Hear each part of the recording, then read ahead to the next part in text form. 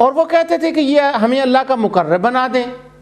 تو کیا جن کو وہ یہ کہہ رہے تھے کہ یہ ہمیں اللہ کا مقرب بنا دیں، کیا وہ خود اللہ کے مقرب تھے ان کے معبود، یا وہ جہنم کا فیول تھے؟ کیا وہ وسیلہ بننے کے اہل تھے کہ وہ وسیلہ بن سکتے؟ کیا وہ اللہ کے مقرب تھے جن کو وہ کہہ رہے تھے کہ یہ ہمارا وسیلہ ہے، ہمیں اللہ کے قریب کر دیں؟ یہ بھی ذرا سوچنے والی بات ہے.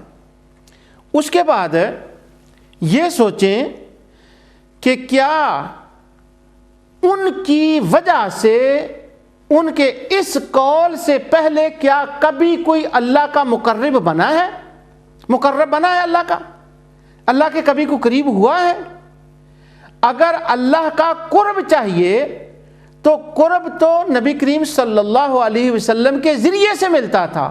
جس کے ذریعے سے قرب مل رہا ہے اس کا تو وہ انکار کر رہے ہیں، اور جن کے ذریعے سے قرب نہیں ملتا ان کو وہ اپنا وسیلہ بنا رہے ہیں.